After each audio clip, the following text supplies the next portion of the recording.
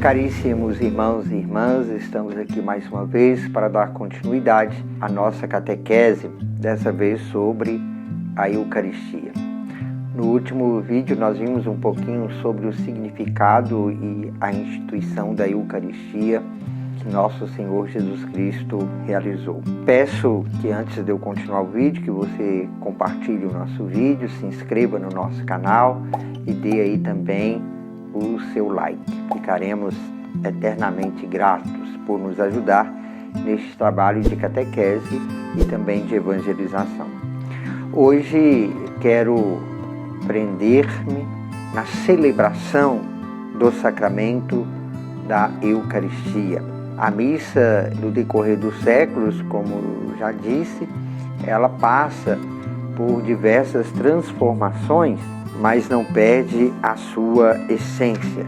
Mas qual é a estrutura da missa? Primeiro, todos se reúnem no mesmo lugar, se congregam para a Assembleia Eucarística. Então, a Eucaristia se celebra com o povo, que se reúne para dar a grande ação de graça. Então, qual que é o primeiro passo da sequência para a celebração da Eucaristia?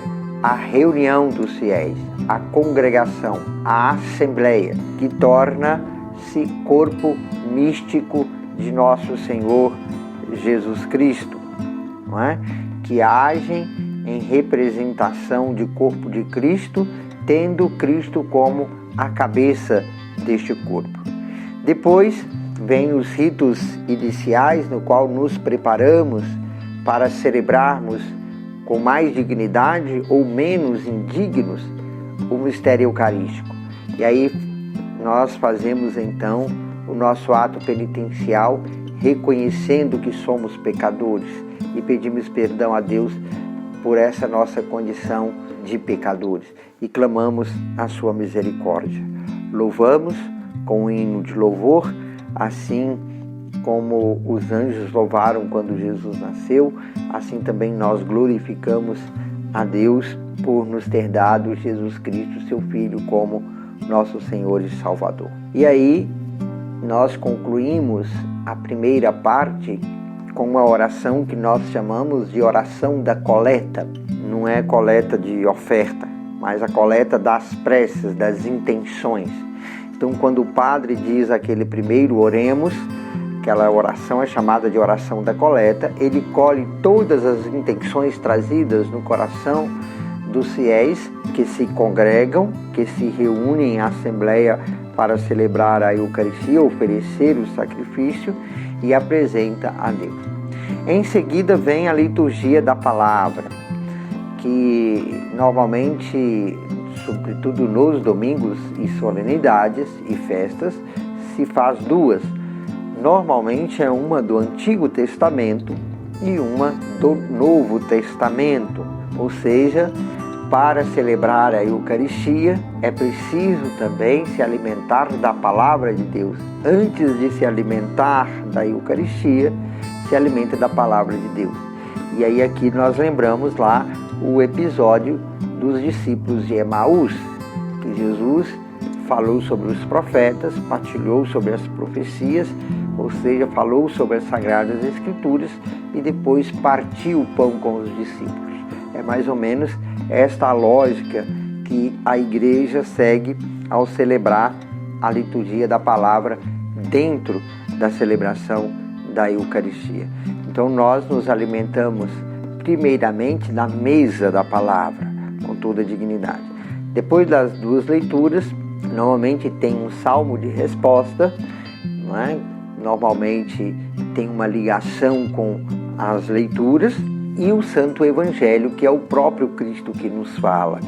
Aí está a liturgia da palavra. Depois tem a homilia, que é a pregação que o padre fala, alguns dizem sermão, né?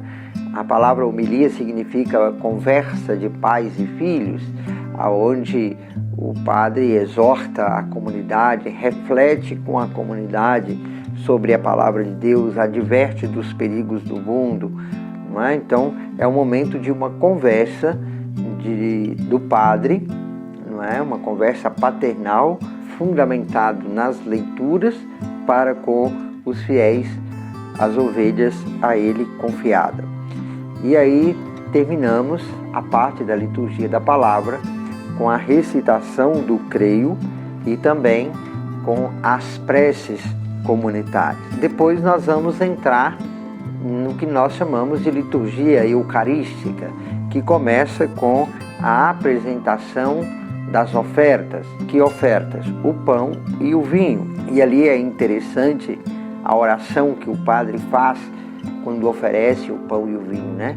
Bendito sejais, Senhor Deus do Universo, pelo pão que recebemos de vossa bondade, fruto da terra e do trabalho humano, e que agora vos apresentamos e que para nós se vai tornar pão da vida. Bendito sejais, Senhor Deus do Universo, pelo vinho que recebemos de vossa bondade, fruto da videira e do trabalho humano, e que agora vos apresentamos e que para nós se vai tornar vinho da salvação. Então, a Igreja oferece aquilo que é da natureza, aquilo que a natureza nos oferece, mas também com a contribuição do trabalho humano. É muito bonito o significado dessas orações da oferta do pão e do vinho. Depois vem o que nós chamamos de anáfora, não é? Que é a grande oração de ação de graças que a igreja faz, que a igreja celebra, que a igreja oferece. Nós começamos com o prefácio, e no prefácio, essa oração chamada prefácio, que é aquela quando o padre diz: o Senhor esteja convosco, Ele está no meio de nós, corações ao alto, nosso coração está em Deus, temos graças ao Senhor nosso Deus, é o nosso dever e a nossa salvação. E aí o padre vem com o prefácio, que quer dizer um louvor a Deus. Louva a Deus Pai incessantemente, com todos os anjos, com todos os santos, com toda a criação. Louva a Deus, por Deus Pai, por ter nos oferecido o seu Filho Jesus. Depois vem o que nós chamamos de epiclese. Epiclese é a invocação do Espírito Santo, que o padre estende as mãos e pede ao Espírito Santo para que aquelas oferendas, aquelas ofertas se mudem no corpo e no sangue de nosso Senhor Jesus Cristo. Depois vem o relato da instituição, não é? Jesus tomou o pão, deu graças, partiu e entregou a seus discípulos e disse: isto é o meu corpo. Depois disso, o mesmo faz com o cálice. Depois vem o que nós chamamos de anamnese, quer dizer, uma memória. Então o padre vai lembrar aquilo que aconteceu, não é? E aí, se nós prestarmos atenção nas orações eucarísticas, nós pedimos a Deus, ou agradecemos a Deus por fazer parte desta memória, de poder lembrar que Jesus morreu por nós. Depois vem as intercessões, que a gente pede pela igreja, a gente pede pelo mundo, a gente pede pelos nossos irmãos já falecidos, e aí ainda pedimos para que sejamos dignos de participar da comunhão dos santos na vida eterna, com a Virgem Maria, com os anjos e com os santos. Esta parte nós chamamos de intercessão. Depois vem a Santa Comunhão, e ela vem após alguns momentos muito importantes.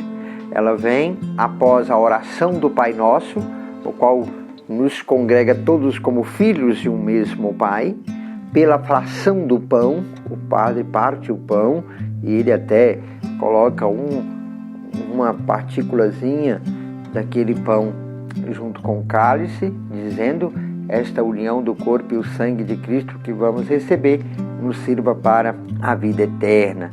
E ali, então, vai agora partir o pão com os irmãos, a partilha do pão, como memória daquilo que Jesus disse. Não é?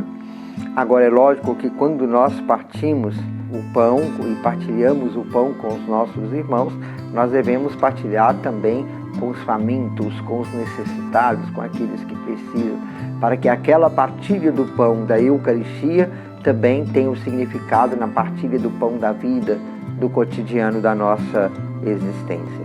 Então, é isso que nós celebramos. A missa, então, é esse sacrifício sacramental, é ação de graças, é memorial, é presença atualizada de Jesus no meio de nós.